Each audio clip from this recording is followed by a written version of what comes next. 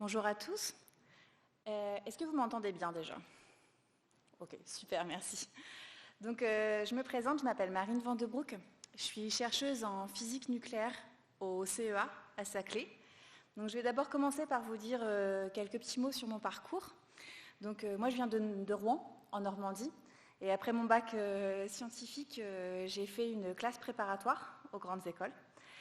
Et ne trouvant pas l'école d'ingénieur qui me correspondait, j'ai commencé par écouter la voix de ma prof de physique qui voyait en moi plus un profil académique, donc plutôt recherche, enseignement, que ingénieur. Et donc j'ai suivi ses conseils et j'ai rejoint l'université d'Orsay, Paris Sud à l'époque, maintenant Paris-Saclay, où j'ai fait le magistère de physique fondamentale d'Orsay, avec l'idée d'intégrer l'école normale supérieure pour passer l'agrégation de physique.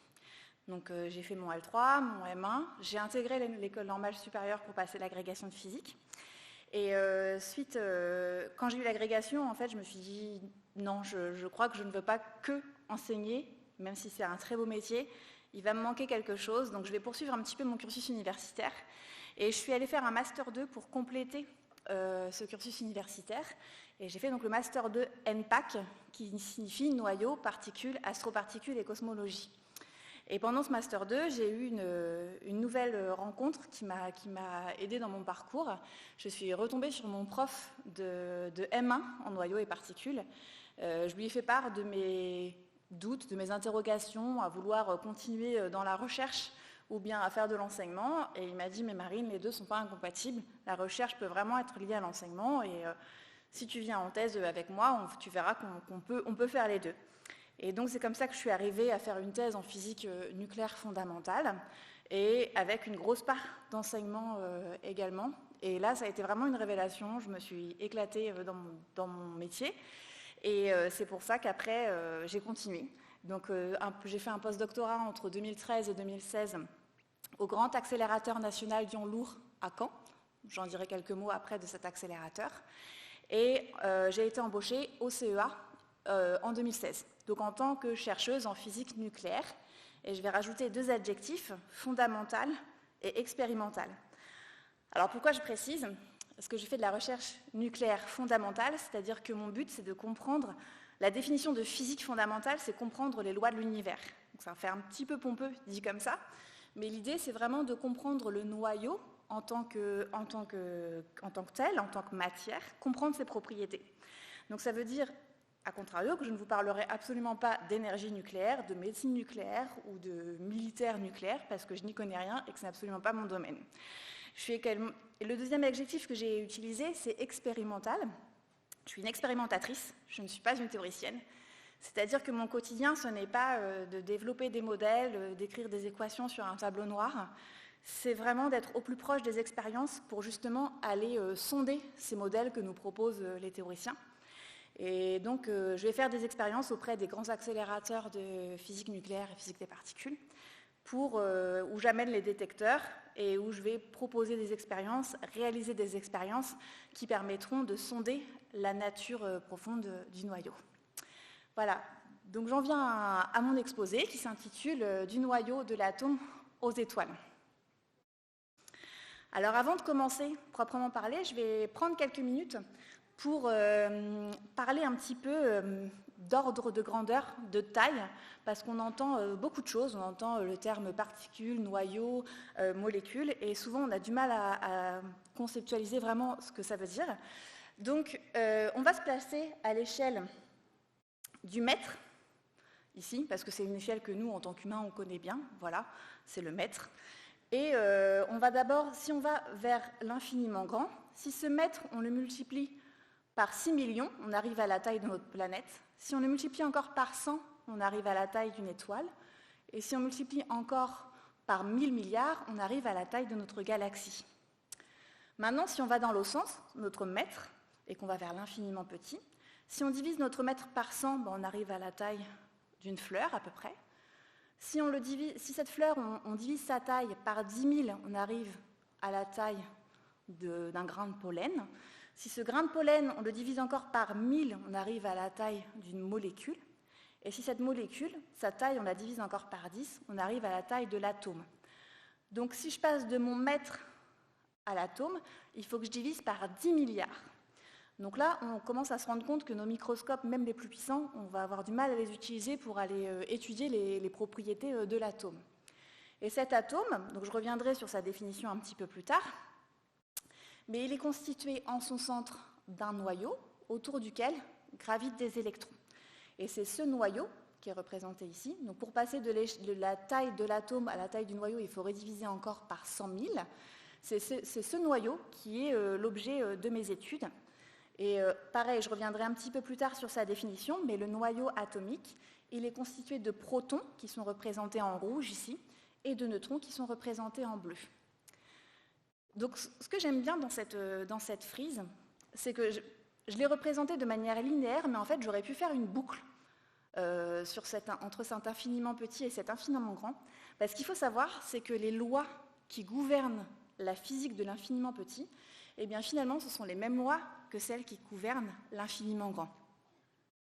Et c'est d'ailleurs pour ça qu'au sein de nos instituts, par exemple, donc moi je suis au CEA, comme je vous ai dit, l'institut auquel j'appartiens s'appelle l'Institut de recherche sur les lois fondamentales de l'univers. Et à l'IRFU, on a des chercheurs en physique nucléaire comme moi, des chercheurs en physique des particules, c'est l'échelle encore en dessous, mais il y a aussi des chercheurs en astrophysique, en cosmologie, parce que finalement, on travaille à comprendre les mêmes lois de l'univers, et on a aussi surtout des services techniques qui développent des accélérateurs, des détecteurs, mais aussi bien des satellites pour aller étudier l'infiniment grand. Donc c'est vraiment un tout de cet infiniment petit jusqu'à cet infiniment grand.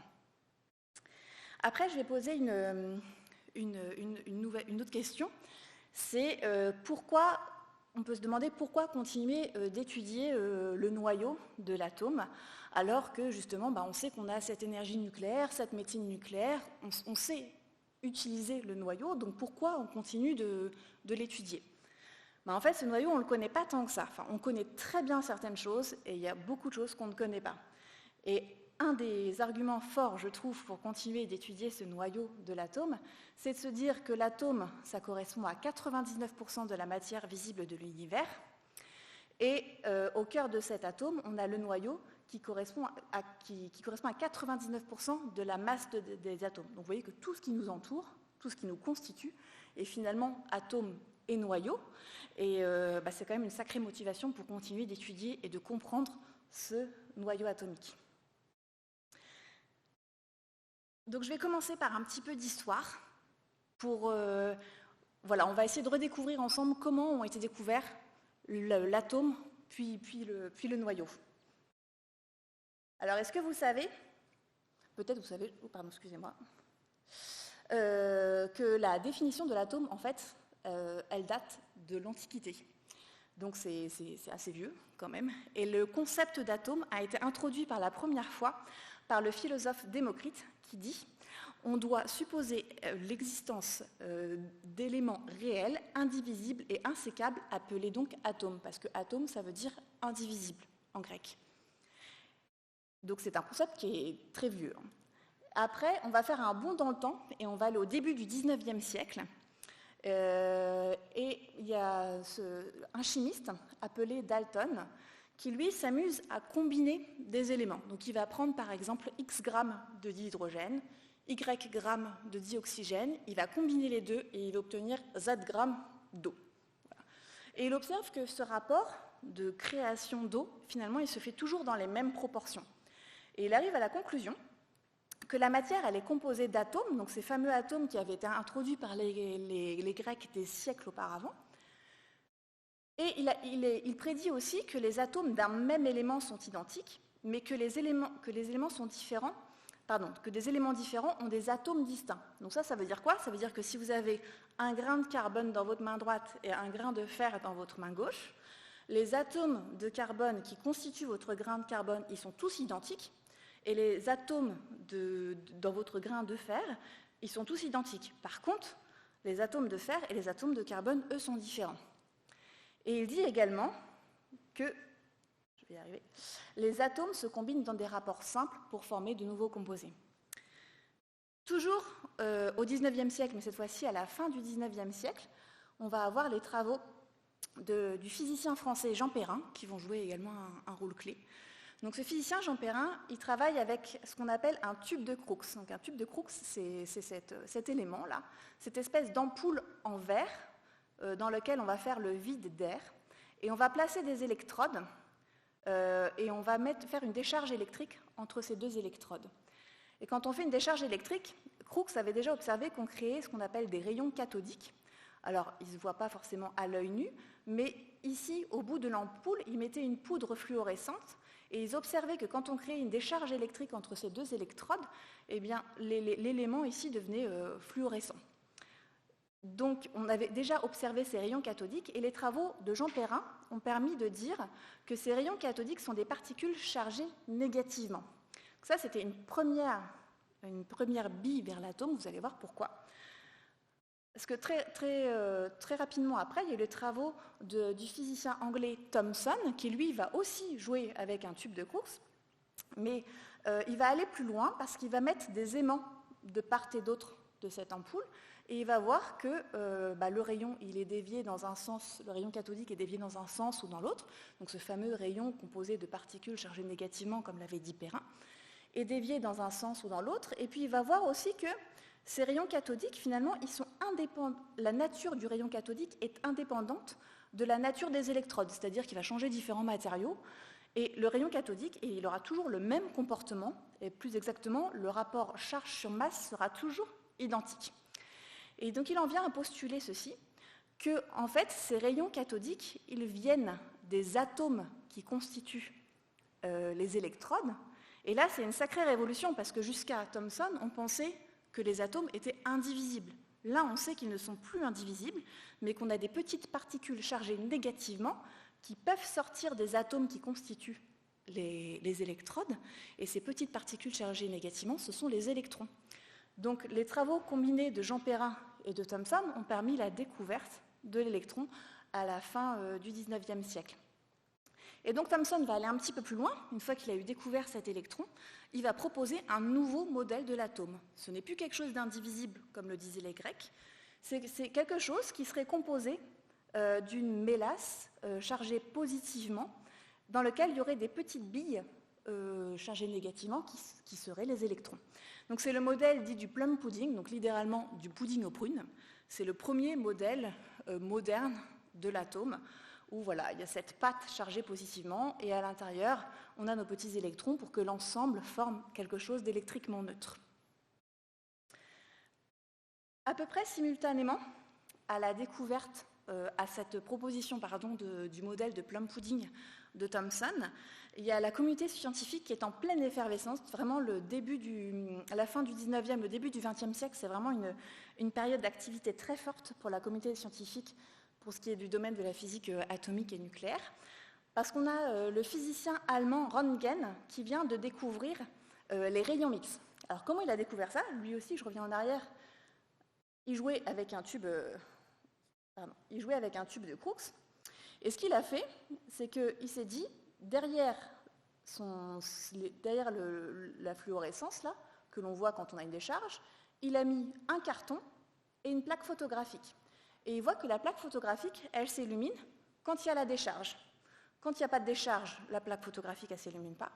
Quand il crée la décharge entre ces électrodes, la plaque photographique, elle s'illumine. Et puis il a mis la main de sa femme entre la plaque de carton et la plaque photographique. Et il a obtenu cette magnifique image qui est très connue dans le domaine de la physique. Donc c'est la main de la femme du physicien Röntgen, et c'est la première imagerie médicale, parce que vous voyez qu'on voit très bien les phalanges, et après ça a donné suite à toute l'imagerie médicale qu'on connaît aujourd'hui.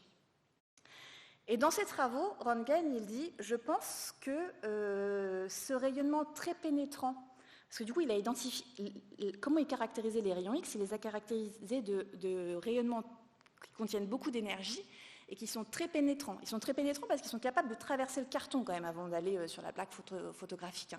Il y a quand même une épaisseur de carton entre le matériau fluorescent et la plaque photographique, et ça traverse le carton pour aller faire l'image de la main de sa femme, donc c'est pas rien quand même.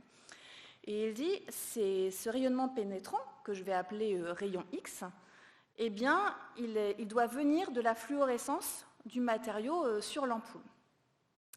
Et en France, on a un physicien qui s'appelle Henri Becquerel, qui lui est très intrigué par la provenance de ces rayons X en fait. Et donc il cherche à reproduire l'expérience de Röntgen, mais en changeant la nature du matériau fluorescent. Et il se trouve que par hasard, il va utiliser un sel d'uranium, parce que l'uranium, on ne sait pas forcément, on le connaît plus pour sa radioactivité aujourd'hui, mais l'uranium a des propriétés de fluorescence. Et Becquerel sait que cet uranium a des propriétés de fluorescence, donc il va commencer par essayer de reproduire l'expérience de Röntgen. Donc il va mettre ce sel d'uranium, enfin il va mettre sa plaque photographique enveloppée dans un carton, et le sel d'uranium dessus, et il va mettre ça au soleil. Et il reproduit alors c'est pas celle-ci, c'est celle-ci, une image de son sel d'uranium. Donc il reproduit l'expérience de Röntgen. En fait, il dit effectivement, quand il y a fluorescence de mon matériau, même si j'enveloppe ma plaque photographique de carton, eh bien il y a ce rayonnement très pénétrant de peut-être rayon X qui fait que je vais avoir une image sur ma photo. Et puis un jour, il ne peut pas faire son expérience parce qu'il n'y a pas de soleil, donc il laisse son dispositif dans un tiroir.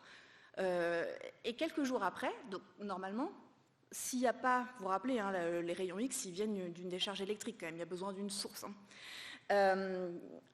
Il oublie son dispositif dans un tiroir, il le ressort quelques jours plus tard pour aller le mettre au soleil et faire son expérience.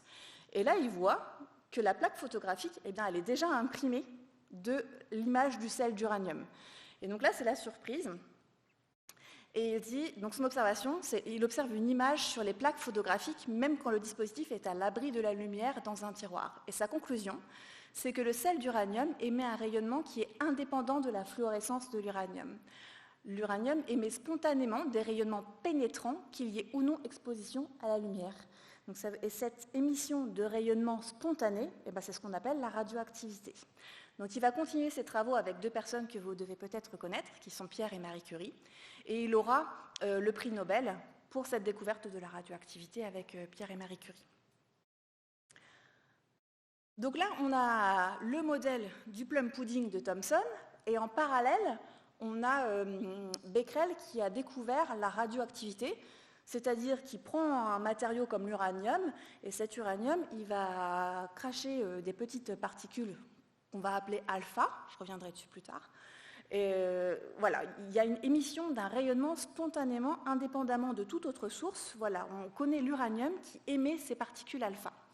Et alors là, ça va être une floraison de plein d'expériences, parce que tous les physiciens vont se mettre à vouloir utiliser ces matériaux comme l'uranium, qui émettent ces particules alpha, et vont vouloir comprendre plein de choses.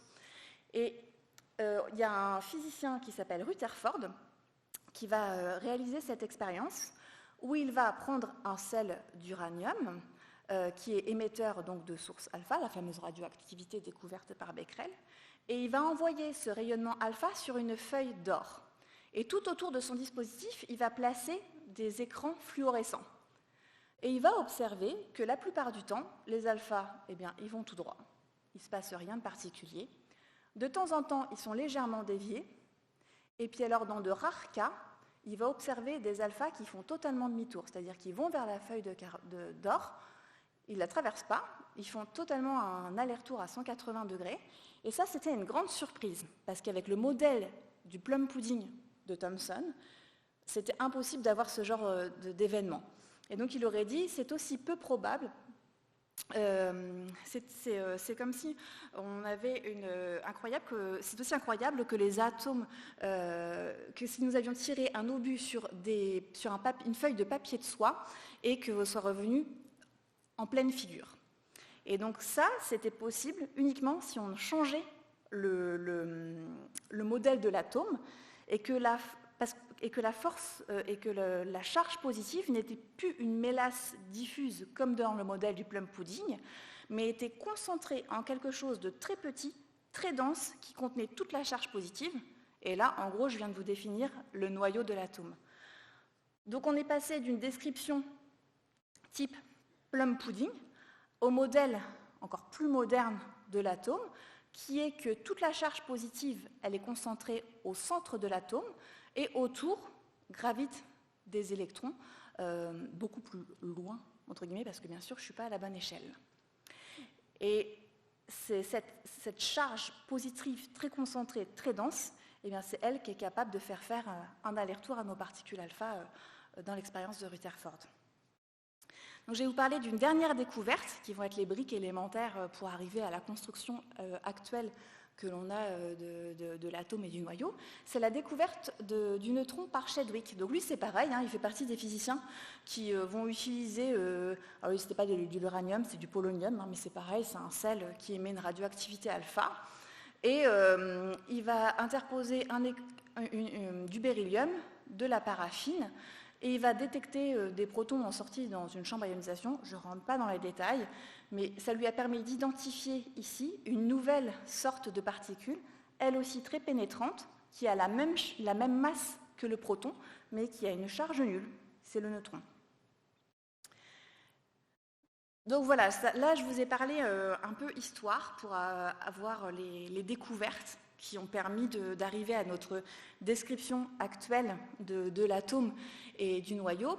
Et là, je vais essayer du coup de récupérer toutes ces briques pour vous définir plus proprement ce que c'est que l'atome et le noyau atomique. Du coup, on a notre atome, toujours, qui est constitué d'un noyau en son centre et autour duquel gravitent des électrons. Encore une fois, je ne suis pas à l'échelle, vous allez voir pourquoi. Et le noyau, lui, en son centre, est tout petit, et il est composé de protons qui sont représentés en rouge et de neutrons qui sont représentés en bleu. Je vous ai mis quelques ordres de grandeur de masse si cela vous intéresse. Et comme je vous disais au niveau des échelles de taille en introduction, la taille de l'atome, c'est 10 puissance moins 10 mètres, donc c'est 1 mètre qu'on a divisé par 10 milliards, pour atteindre cette dimension-là. Et si on veut avoir la taille du noyau, il faut encore rediviser par 100 000. Et ça nous dit quoi? Ça nous dit que si je zoome sur mon atome, si je le grossis 3000 milliards de fois, la dimension de mon atome, ce sera à peu près la hauteur de la tour Eiffel, et la dimension de mon noyau, ce sera à peu près la taille d'une coccinelle. Donc si je place ma coccinelle au 2e étage de la tour Eiffel, on peut imaginer que là, c'est le noyau et que sur toute la hauteur de la tour Eiffel gravitent, orbitent les électrons. Et la grosse conclusion de cette image zoom là que je suis en train de vous faire, c'est que la matière, c'est essentiellement du vide. Donc si un jour on vous dit « mais de quoi est composée la matière ?», la meilleure réponse, c'est de dire « c'est du vide ». Et ça explique aussi pourquoi Rutherford, quand il envoie ses alphas sur des feuilles d'or, la plupart du temps, ça va tout droit. Parce que si vous vous mettez à la distance à laquelle on peut imaginer qu'on est ici et qu'on essaye de shooter la coccinelle, vous voyez qu'on va beaucoup aller à côté avant de toucher cette coccinelle. Et ça veut dire aussi que nous, dans nos accélérateurs, on a intérêt à avoir des faisceaux haute intensité si on veut faire des réactions entre nos deux noyaux, parce qu'aller capter la taille de ce noyau, c'est vraiment pas facile. Je vais ajouter, oui, un mot sur le fait que les éléments chimiques, au sens où on les connaît, ils sont caractérisés par leur nombre de protons. C'est-à-dire que pour faire la différence entre un oxygène et un carbone, par exemple, ce qui va compter, c'est le nombre de protons dans le noyau. Et donc là, on arrive à un tableau que je pense beaucoup d'entre vous reconnaissent de leurs études, qui est le tableau de Mendeleïev, où on va s'amuser à ranger à chaque case un élément chimique, chaque élément chimique étant caractérisé par un nombre de protons dans son noyau. Donc on a l'hydrogène qui est constitué d'un proton, l'hélium 2 protons, lithium 3 protons, beryllium 4, bore, carbone, azote, oxygène, fluor, néon, et ainsi de suite. Et en fait, au lieu, ce qu'a fait le chercheur Dmitri Mendeleïev, c'est-à-dire qu'au lieu de tout écrire sur une ligne, comme ça, il s'est amusé à aller à la ligne à chaque fois qu'on avait une périodicité dans les propriétés chimiques. Et donc cette périodicité dans les propriétés chimiques, elle se retrouve par les différentes couleurs que vous pouvez voir ici.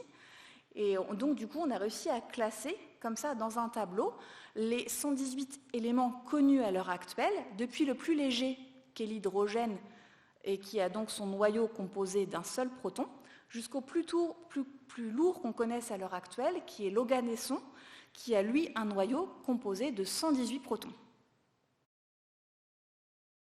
Alors du coup, là, je vous ai parlé atomes, je vous ai parlé éléments, Et maintenant, on va arriver encore plus bas à la description de l'atome, même si j'ai commencé à en dire 2-3 mots avec cette composition en protons-neutrons.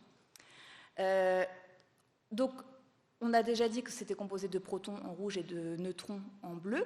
On appelle Z en général le nombre de protons, qui est le numéro atomique. Et on appelle masse du noyau, en fait, la somme de ces protons plus des neutrons. Et il y a un autre terme que je souhaiterais introduire, c'est la notion d'isotope.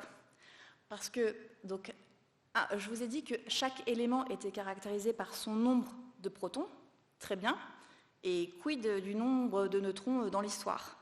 Et bien en fait, un noyau, il peut avoir un certain nombre de neutrons, son nombre de neutrons n'est pas fixe.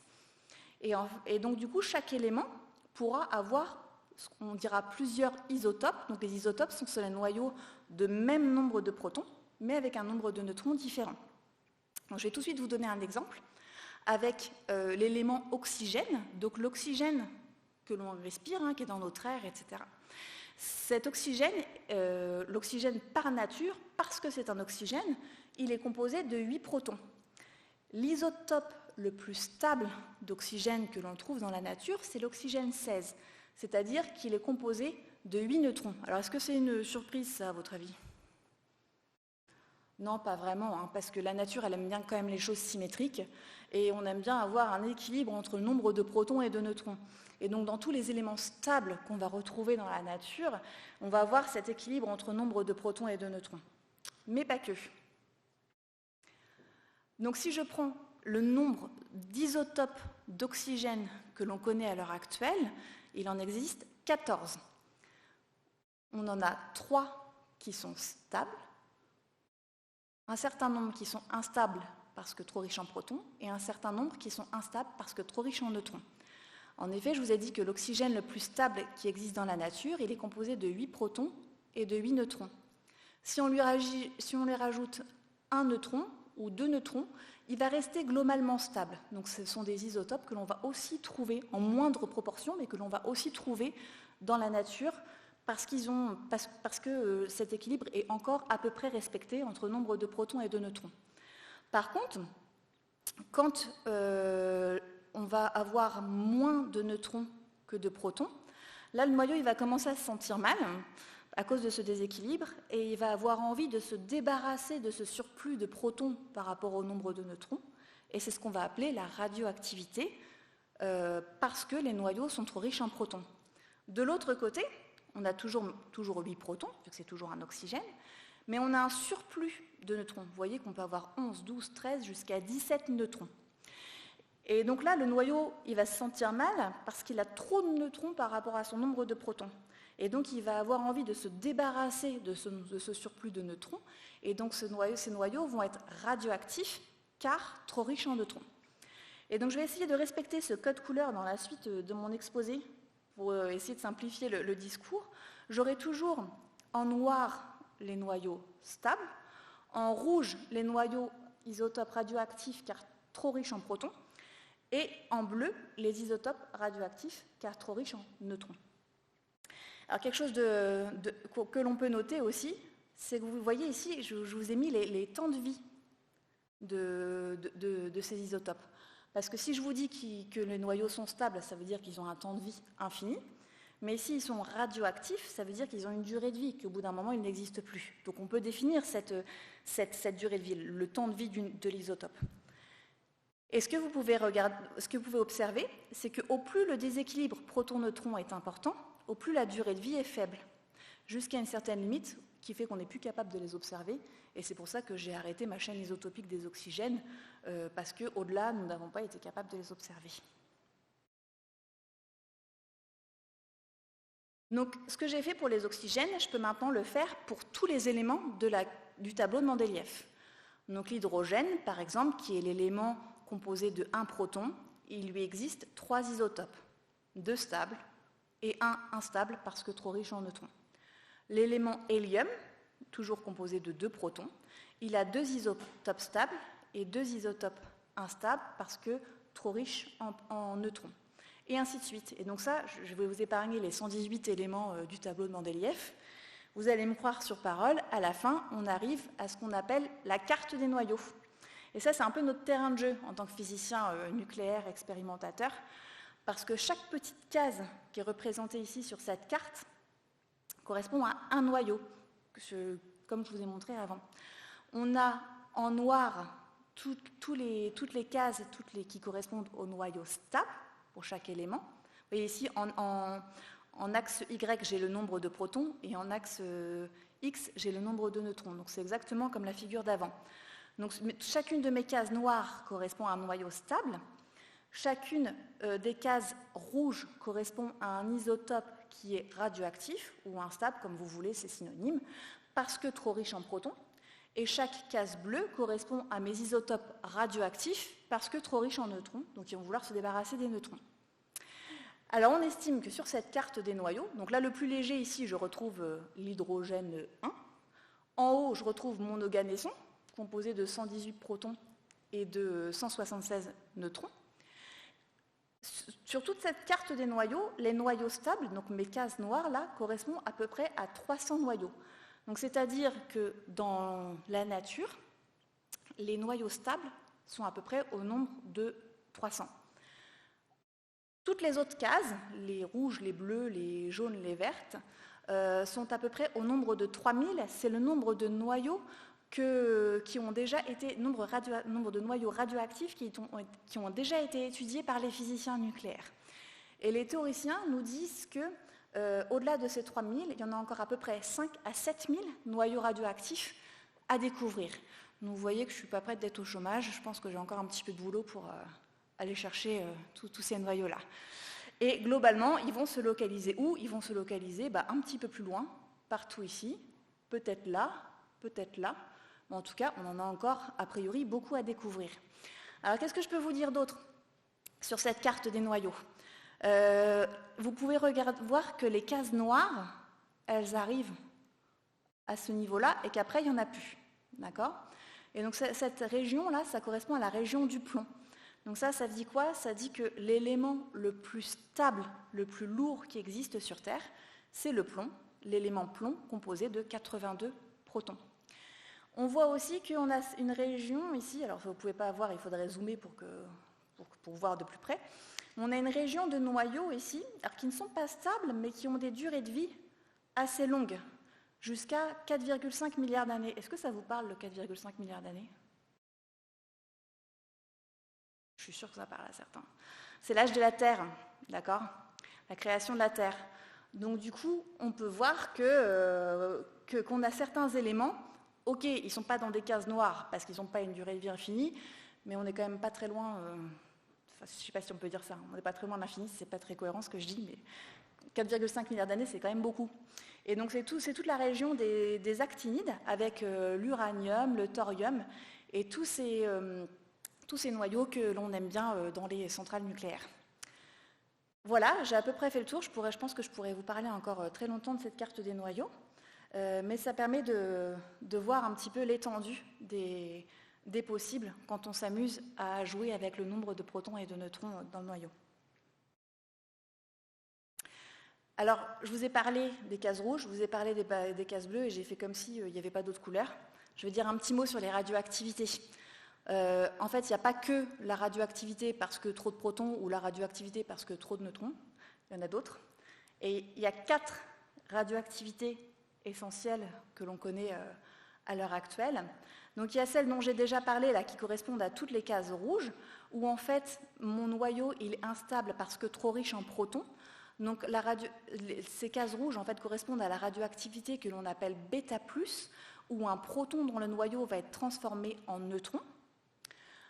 Et mes cases bleues, ici, correspondent à la radioactivité que l'on appelle β-, où tous ces noyaux-là sont instables parce que trop riches en neutrons. On va vouloir se débarrasser d'un neutron pour retrouver cet équilibre proton-neutron.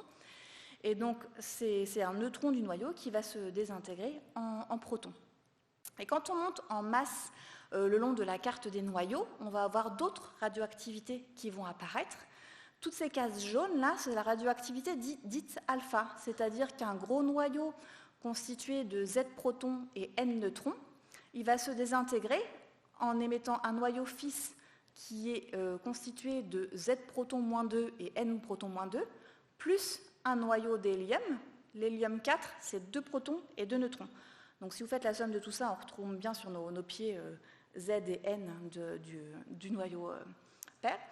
Et c'est la fameuse radioactivité dite alpha, parce que cette particule d'hélium 4, là, ce noyau d'hélium 4, c'est un noyau qui est très robuste, très solide. Et c'est cette fameuse, on l'appelle, ce noyau d'hélium 4, on l'appelle aussi particule alpha. Et c'est cette fameuse particule alpha que Rutherford utilisait, vous vous rappelez, dans cette expérience de Rutherford qui a permis de découvrir le noyau de l'atome. Il envoyait des particules alpha sur une feuille d'or, comme Chadwick, lors de sa découverte du neutron, envoyait des particules alpha sur du beryllium. C'est parce qu'ils utilisaient des sels d'uranium, de polonium, de thorium, tous ces actinides-là, qui sont tous dans cette région-là et qui sont tous émetteurs alpha. Donc ce sont tous des noyaux qui se désintègrent naturellement au bout d'un certain temps de vie et qui émettent du rayonnement dit alpha, alpha étant ce petit noyau d'hélium 4. Et quand on monte encore en masse, on a encore une nouvelle radioactivité, un nouveau type de radioactivité qui apparaît, c'est ce qu'on appelle la fission. Là, en fait, ce sont des noyaux qui sont très lourds et qui vont naturellement se séparer en 2 fragments au bout d'un certain temps de vie. Donc là, j'en ai un peu fini avec j'ai fini de dresser un peu le tableau de la physique nucléaire et on a maintenant un peu tous les outils pour que je vous parle des travaux un peu plus récents en physique nucléaire et donc quels sont nos objectifs en tant que chercheurs en physique nucléaire fondamentale. Alors la grande question, si je dois résumer la question de la physique nucléaire fondamentale, je la formulerai ainsi, c'est comment modélise-t-on l'interaction forte dans le noyau ? Alors l'interaction forte, c'est cette glue qui lie les protons et les neutrons au cœur du noyau. Parce que vous vous rappelez, les protons, ils sont chargés positivement, les neutrons, ils sont neutres. Donc si on n'a que l'interaction électromagnétique qu'on connaît, plus et plus ça se repousse, moins et moins ça se repousse, donc le noyau, il ne pourrait pas exister, en fait. On ne pourrait pas avoir de cohésion du noyau. Donc pour vaincre cette répulsion électromagnétique, le seul moyen, c'est d'avoir une autre force qui est plus forte que l'interaction électromagnétique. Et nous, cette force, on l'appelle l'interaction forte. Donc il faut vraiment la voir comme de la glue qui colle les protons et les neutrons ensemble au cœur du noyau. Alors on ne connaît pas tout à fait rien, on a quand même plusieurs théories qui marchent bien, mais le problème, c'est qu'on a une théorie qui marche bien pour les noyaux légers, une théorie qui marche bien pour les noyaux stables, une théorie qui marche bien pour les noyaux lourds, une théorie qui marche bien pour les noyaux très radioactifs, seulement dans cette région de la carte des noyaux. Mais à l'heure actuelle, nous ne sommes pas capables d'avoir une théorie, ou au moins d'avoir une cohérence dans toutes ces théories, qui prédit l'interaction forte dans cette glue depuis le plus petit des noyaux, l'hydrogène, jusqu'au plus gros des noyaux, qu'est l'oganesson. Et donc nous, notre but, en tant que chercheur en physique nucléaire expérimentale, ça va être d'aller pousser le noyau dans ses retranchements et d'observer des manifestations de cette interaction forte dans le noyau et pouvoir la caractériser. Donc vraiment, on va plus se contenter, entre guillemets, parce que c'était déjà des gros travaux, mais on va plus se contenter d'étudier les noyaux stables, par exemple. On va vraiment aller pousser le noyau dans ses retranchements, aller chercher les noyaux les plus exotiques et les plus déformés, leur donner le maximum d'énergie lors de nos réactions. Enfin, on va vraiment le mettre dans des états les plus instables, pour qu'en se mettant dans des états les plus instables, ils sortent en fait un caractère tellement spécifique qu'on se dise « Ah oui, là, l'interaction forte, elle doit forcément être comme ça », pour que notre noyau, mis dans cet état, il réagisse de la sorte. Donc là, on a un panel, on a tout un éventail de manifestations de ces états exotiques du noyau. Ça peut se manifester par des structures très étranges du noyau, l'étude de processus astrophysiques nucléaires, c'est-à-dire essayer de reproduire en laboratoire des processus qui existent dans les étoiles. Ça peut être aussi l'étude des mécanismes de réaction. Par exemple, je vous ai parlé de la fission tout à l'heure. Comment un noyau fissionne, quelle va être la masse de mes 2 fragments, etc. Tout ça, ça peut être des études qui peuvent être réalisées pour essayer de finalement, avec un but ultime qui est caractériser cette interaction forte au cœur du noyau. Alors, avant de vous parler sur les quelques dernières minutes de mes travaux à moi, je vais vous flasher quelques-unes de ces études d'états exotiques que j'appelle l'état exotique du noyau, voilà ce que je vous disais, pousser le noyau dans ses retranchements. C'est forcément une sélection qui est très personnelle et très axée sur mon domaine de compétences qui est essentiellement lié à la structure du noyau. Alors, c'est parti. Quelques phénomènes étranges du noyau. On a le noyau de lithium, par exemple, le lithium 11. Donc lithium 11, on se rappelle, ça c'est sa masse. Donc il est composé de 3 protons et 11 moins 3, 8 neutrons. Donc le noyau de lithium 11, lui, il a un noyau très particulier parce qu'il y a eu des études expérimentales qui ont montré qu'il ne va pas seulement avoir un noyau composé de protons et de neutrons, il va décider d'en prendre 9 parmi les 11, créer son noyau, ici, et il va mettre en orbite 2 des neutrons. Alors pourquoi il fait ça ? C'est une des manifestations de l'interaction forte, une des étrangetés, j'ai envie de dire, de l'interaction forte. Et ce qui fait que le résultat, en fait, ce petit noyau de lithium 11, il a un rayon qui est aussi grand que le plomb 208.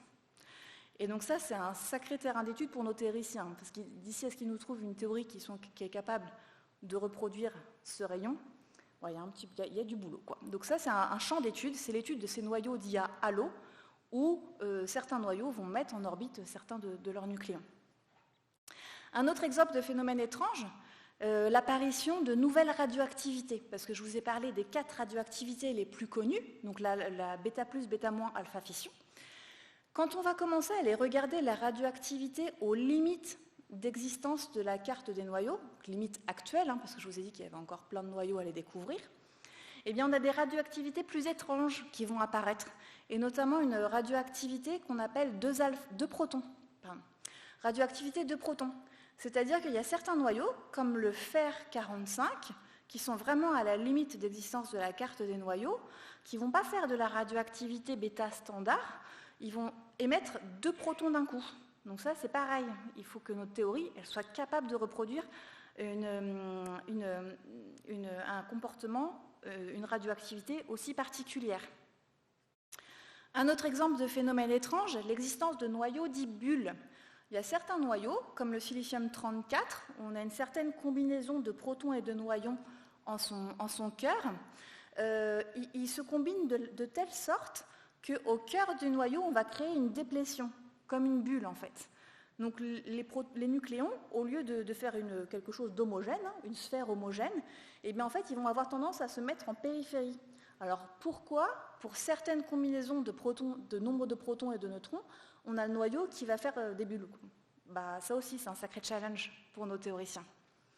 Un autre phénomène encore exotique, que j'affectionne particulièrement parce que c'est aussi un de mes axes de travail, c'est l'existence de noyaux super lourds.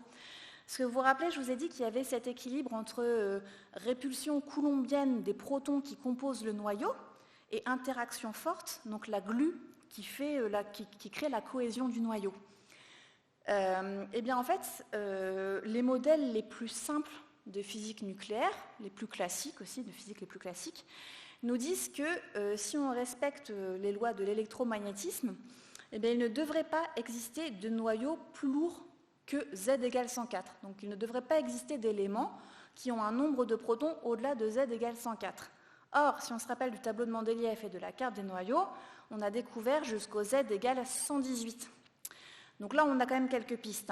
On sait que c'est parce que le noyau n'est pas qu'un système classique, c'est aussi un phénomène quantique, et la quantique vient stabiliser le noyau, qui fait qu'on est capable aujourd'hui d'aller jusqu'à Z égale 118.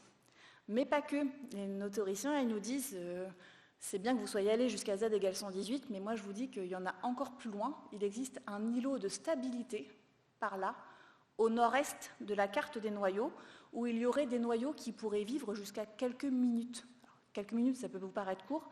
Moi, ça me paraît très long, quand on sait que les noyaux au drip line, là, aux frontières, ça vit 10 puissance moins 21 secondes. Donc,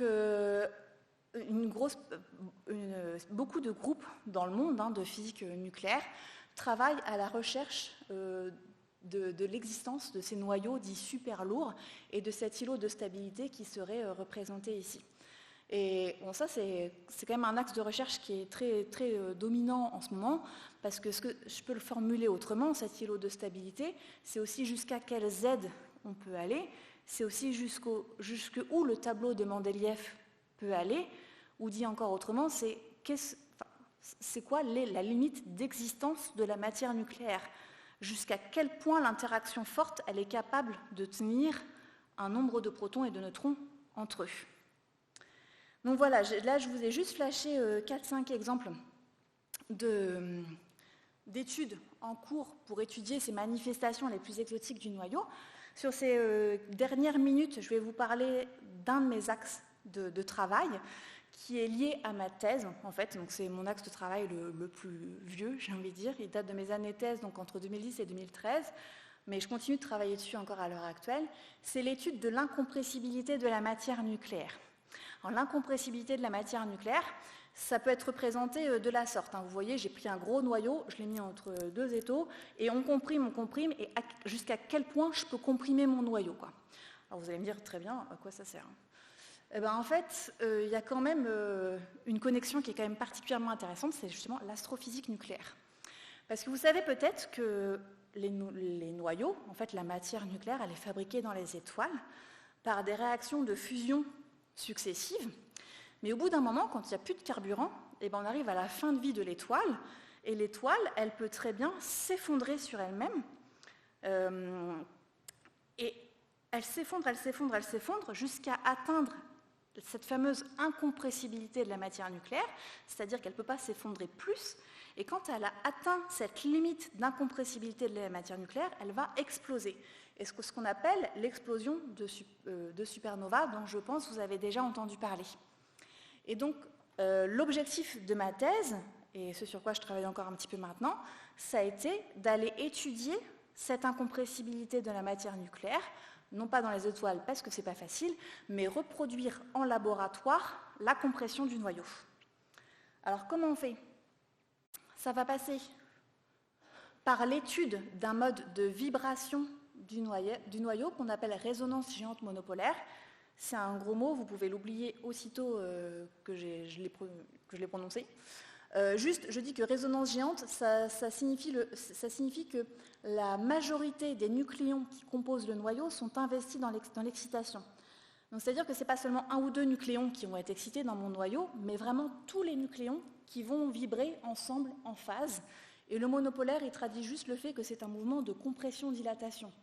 Et avec les mains, on voit bien quand même que si je comprime ma matière, il y a un moment, je ne peux pas aller plus loin que l'incompressibilité, donc je me dilate, et je me recomprime, je ne peux pas aller plus loin que l'incompressibilité, et ainsi de suite.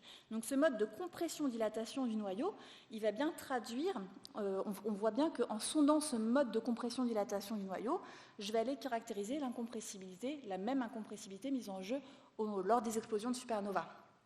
Alors, de manière plus on va dire, on appelle ce mode de compression le mode de respiration du noyau. Donc par la suite, je vais essayer d'employer le terme mode de respiration du noyau. Alors, de quoi on a besoin pour aller étudier ce mode de vibration du noyau, ce mode de respiration du noyau? Alors, ce mode de respiration du noyau, avant ma thèse, il avait déjà été pas mal étudié, mais dans les noyaux stables. Ce qu'on a fait pour la première fois pendant ma thèse, c'était aller étudier ce mode de respiration du noyau dans un noyau instable, radioactif, comme vous voulez, et en particulier dans un noyau instable riche en neutrons. Alors, on a besoin d'aller exciter ce noyau, parce qu'à l'état naturel, le noyau, il ne vibre pas, il est tranquille dans son état stable. Donc on a besoin de faire une réaction. Et pour faire une réaction, on a besoin d'un accélérateur. Donc les outils dont on a besoin pour aller sonder ce mode de respiration du noyau, c'est premièrement un accélérateur et deuxièmement un détecteur qui va me permettre de détecter ce mode de respiration du noyau. Alors j'ai mis quelque chose entre parenthèses que je n'ai pas le temps de développer là maintenant, mais si ça vous intéresse, je pourrais revenir dessus au moment des questions. Petite subtilité quand même, c'est qu'un accélérateur, ça accélère des noyaux stables. Je vous ai dit que pour ma thèse, pour la première fois, on était allé chercher ce mode de respiration dans un noyau instable qui n'existe pas dans la nature. Donc on a quand même besoin d'aller le produire, ce noyau instable. Donc il y a tout ça que j'ai mis entre parenthèses, qui est le système de production des ions radioactifs. Je n'en parlerai pas, Mais voilà, il y a un gros travail à ce moment-là. Ce n'est pas un noyau stable qu'on envoie dans mon détecteur, c'est un noyau radioactif. Donc il y a besoin de tout ce paquet-là aussi. Alors, accélérateur. Ma thèse a été réalisée au GANIL, donc le grand accélérateur national d'ions lourds à Caen, parce qu'on a la chance d'avoir en France un des plus bels accélérateurs de physique nucléaire au monde, et qui permet d'accélérer des noyaux de l'hélium jusqu'à l'uranium. Donc on peut vraiment faire beaucoup d'expériences et balayer beaucoup de noyaux de la carte des noyaux. L'accélération au GANIL, elle est basée sur la technologie dite cyclotron, donc c'est ce qui est représenté ici. Donc on a d'abord ce qu'on appelle une source d'ion qui va chauffer notre élément que l'on veut accélérer. Donc dans ma thèse, c'était le nickel 68. Je vous ai dit qu'il était radioactif. Donc en fait, on est parti d'un autre noyau qui était le zinc 70. Le zinc 70, lui, est juste au-dessus en masse et il est stable, il existe dans notre environnement. Donc c'est du zinc 70 que l'on a chauffé et qu'on a commencé par accélérer dans un premier cyclotron jusqu'à une vitesse, donc nous on a tendance à parler en mégaélectronvolts, etc., mais je pense que ça ne parle pas à la majorité d'entre vous, donc je vais plutôt parler en vitesse en fait, jusqu'à une vitesse d'à peu près 10 000 km par seconde. Et puis on a envoyé ce zinc 70 dans un deuxième cyclotron pour lui faire subir une deuxième accélération jusqu'à peu près 100 000 km par seconde. 100 000 km par seconde, c'est à peu près un tiers de la vitesse de la lumière. C'est l'énergie minimale nécessaire pour faire nos réactions en physique nucléaire. Ce noyau qui a été accéléré donc à 100 000 km par seconde, on lui fait suivre ce chemin ici, et il est ensuite envoyé dans diverses salles expérimentales, de part et d'autre du tuyau du faisceau ici. Et c'est dans ces salles expérimentales qu'on va mettre notre dispositif expérimental, notre détecteur. Donc dans ma thèse, le détecteur qui a été utilisé, c'était la cible active Maya. Donc, je ne vais pas rentrer trop dans les détails, mais voici le schéma de ce détecteur et une petite vidéo du montage de l'expérience en 2010. Donc le but là, pour aller étudier le mode de respiration dans le nickel 68, c'est de jouer au billard. Je m'explique. Quand on envoie le nickel 68 sur une cible, donc là ma cible c'était de l'hélium 4, donc des fameuses particules alpha, je vais créer une collision qui fait qu'il va y avoir transfert d'énergie entre mes deux boules de billard et ça va mettre en vibration mon noyau de nickel 68. Et croyez-moi sur parole, si je mesure les propriétés de diffusion de l'alpha, c'est-à-dire la longueur de sa trace une fois qu'il a fait la collision, l'angle avec le faisceau incident, eh bien, je vais être capable de remonter à l'énergie d'excitation de mon nickel 68, c'est-à-dire à l'énergie de respiration, à la fréquence de vibration de mon nickel 68. Et donc, je vais vous flasher le résultat. Donc là, ici, vous avez une échelle qui est l'énergie d'excitation du nickel 68. Donc, c'est son énergie lorsqu'il vibre, lorsqu'il est dans son mode de compression-dilatation, lorsqu'il est dans son mode de respiration. C'est aussi sa fréquence, globalement. Ça, c'est le mode auquel on s'attendait, c'est l'énergie à laquelle on s'attendait à le mesurer. Donc là, on a bien mesuré une bosse correspondant au mode de compression-dilatation du noyau à l'énergie qu'on attendait. Jusque-là, tout va bien. On a aussi mesuré une autre vibration du noyau à plus basse énergie. Pareil, ça on l'attendait.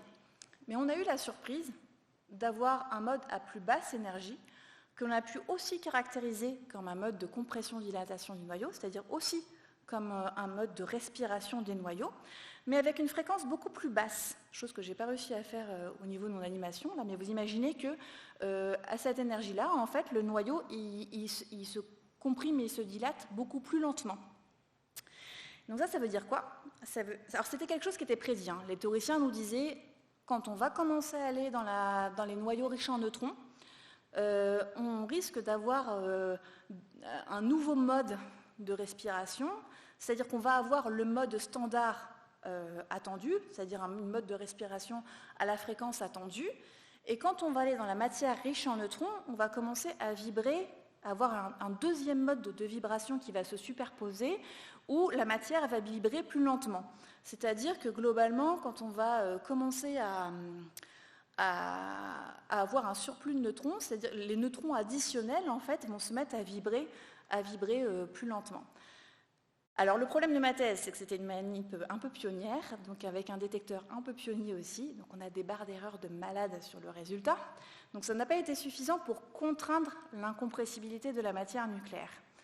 Mais il y a des travaux théoriques qui ont suivi et qui ont dit que ce mode de vibration-là, associé au surplus de neutrons, il est particulièrement intéressant parce que ça veut dire qu'on est capable d'aller sonder l'incompressibilité de la matière nucléaire via ce mode de respiration plus lent dans la matière plus riche en neutrons. Et où est-ce qu'on retrouve de la matière plus riche en neutrons ? Dans des systèmes stellaires comme les étoiles à neutrons, par exemple. Donc, ce mode-là nous permettrait de comprendre l'incompressibilité de la matière nucléaire au sein des étoiles à neutrons, par exemple. Alors, comme je vous disais, malheureusement, mes travaux de thèse étaient associés à des barres d'erreur qui étaient suffisamment grandes pour que ce ne soit pas une vraie contrainte. Par contre, il faut savoir que depuis ces travaux, en fait, il y a plusieurs laboratoires dans le monde qui ont développé leur propre cible active, donc les successeurs de la cible active Maya, le détecteur que j'ai utilisé pendant ma thèse, qu'il y a une mesure qui a été réalisée il y a 2 ans aux États-Unis avec une cible active beaucoup plus moderne dans le nickel 70 pour aller mesurer ces 2 modes-là, qui est en cours d'analyse. Et nous, au GANIL à Caen, on a aussi un nouveau détecteur, on a le successeur de Maya qui s'appelle ACTAR, et on a refait exactement la même mesure pour aller mesurer à nouveau ces modes de respiration dans le nickel 68. C'est là aussi en cours d'analyse, et du coup je suis passée de l'autre côté de la barrière, c'est que j'encadre un doctorant sur cette analyse, et j'ai hâte que des résultats sortent pour savoir si on peut aller contraindre l'incompressibilité de la matière dans la matière plus riche en neutrons via ce mode de respiration. Voilà, je vais m'arrêter là, parce que je pense que j'ai déjà un petit peu dépassé mon temps. Je voulais vous remercier pour votre attention, merci d'être venu, merci pour votre attention, et je peux répondre à des questions si vous le souhaitez.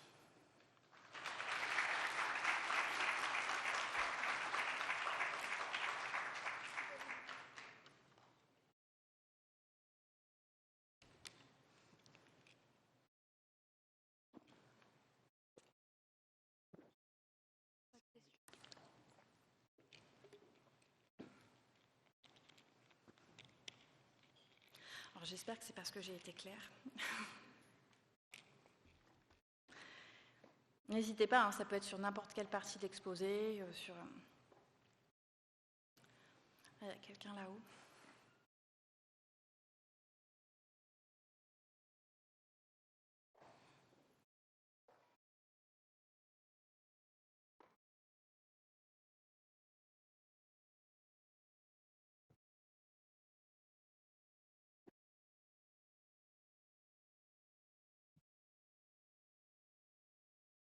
On m'entend ? Oui. Oui. Okay. Je reviens juste au début, vous avez dit que finalement vous auriez pu faire une boucle avec les différentes échelles de distance. Ça m'étonne un petit peu parce que pourtant on parle quand même du fait que par exemple la mécanique quantique est valable qu'à très très petite échelle. Donc je me demandais, vous dites que les lois physiques qui régissent les phénomènes à grande échelle et à petite échelle sont les mêmes, et vous parlez de quoi précisément quand vous parlez de ça ? Je parle des 4 interactions fondamentales, avec des petites subtilités, en effet. Je n'avais pas le temps de rentrer dans tous les détails, mais c'est vrai qu'il y a des petites différences. Aujourd'hui, on est capable d'expliquer toute la physique, la chimie, la biologie basée sur 4 interactions fondamentales, qui sont l'interaction forte, donc cette fameuse glue qui lie les protons et les neutrons, l'interaction faible, qui est responsable de la radioactivité, l'électromagnétisme, qui est responsable du fait que des charges identiques se repoussent et des charges opposées s'attirent, et la gravité. Et c'est ça que j'avais dans ma tête quand je disais qu'on pouvait créer une boucle entre les deux, c'est que, en fait, grâce à ces 4 interactions fondamentales, on est capable d'expliquer beaucoup de choses. Après, là où en effet, vous avez raison, c'est que, notamment par exemple la gravité, autant elle joue un rôle clé à grande échelle, autant à l'échelle du noyau, on ne la sent pas vraiment. C'est plutôt les 3 autres qui vont jouer un rôle clé.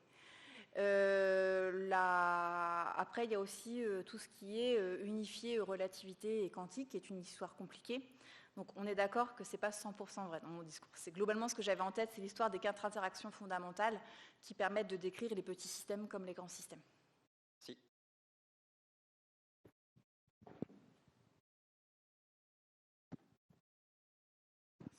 Bonjour. Bonjour. J'avais juste une question par rapport au Ganil. Vous avez montré un schéma et je me demandais juste en fait l'ordre de grandeur de la taille que l'accélérateur avait en fait. Ah, l'ordre de grandeur en taille? Ah oui, de l'accélérateur. D'accord. Alors globalement, si je dis pas de bêtises, quand on regarde l'accélérateur, hein, comme ça, c'est des bâtiments qui font, je sais pas, je dirais que le bâtiment vraiment accélérateur, là où il y a les 2 cyclotrons et le système de production d'ions radioactifs, doit faire 100 mètres de long à peu près, et les aires expérimentales à peu près autant, quoi.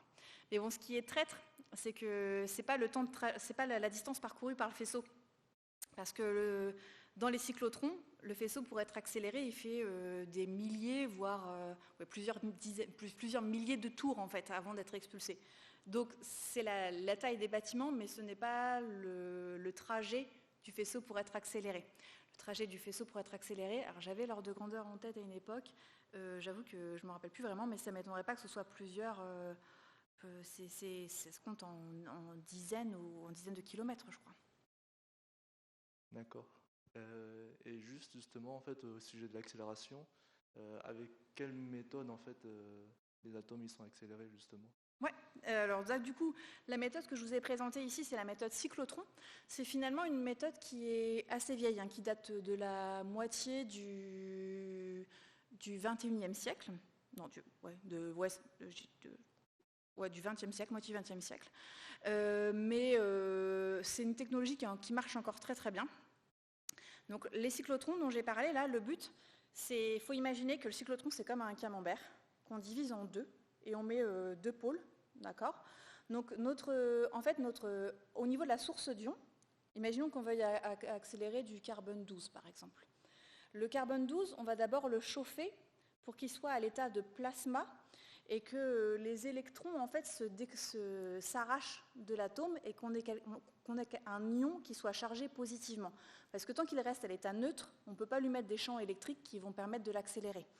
Donc on va créer un état plasma où les électrons vont se détacher de l'atome et on va mettre une petite décharge positive pour créer une première accélération de l'ion. Et c'est cet ion après chargé positivement qui va être guidé vers le cyclotron. Et le cyclotron, c'est une combinaison de champs électriques et magnétiques, c'est-à-dire qu'on imagine qu'il arrive au niveau de la tranche de mon camembert, l'ion là, et on va mettre une charge positive ici, négative ici. Donc s'il est chargé positif, il va être attiré par le moins. Puis après, on va mettre une haute fréquence qui va alterner la polarité gauche-droite, gauche-droite, gauche-droite. Donc mon ion, finalement, il va faire gauche-droite, gauche-droite comme ça, à chaque fois, comme il est positif et qu'il va à chaque fois être attiré par le négatif. C'est comme ça qu'il va faire des allers-retours dans mon cyclotron. Là, j'ai parlé que du champ électrique. On a aussi un champ magnétique qui confine la trajectoire, bien sûr, parce que sinon, je lui fais moins par là et il s'en va par là, mais il ne revient pas, quoi. Donc on a une combinaison de champs électriques et magnétiques qui fait que mon ion va arriver, va faire je ne sais plus combien de tours dans mon cyclotron, puis ressortir. Ça, c'est la première accélération. Ça, c'était la méthode du Ganil actuel. Là, je vous ai parlé que du Ganil existant. En fait, il y a un nouvel accélérateur qui commence tout juste à fonctionner sur le site aussi du Ganil qui s'appelle Spiral 2. Et là, la méthode est totalement différente. On passe sur des cavités supraconductrices. Donc, cavités accélératrices supraconductrices. Et donc là, c'est un accélérateur linéaire, c'est-à-dire que notre ion, il va en ligne droite, il ne fait pas plein de tours dans les cyclotrons. Et c'est une autre technologie plus récente. C'est à peu près les 2 grandes technologies dans les systèmes d'accélération des ions. D'accord, merci.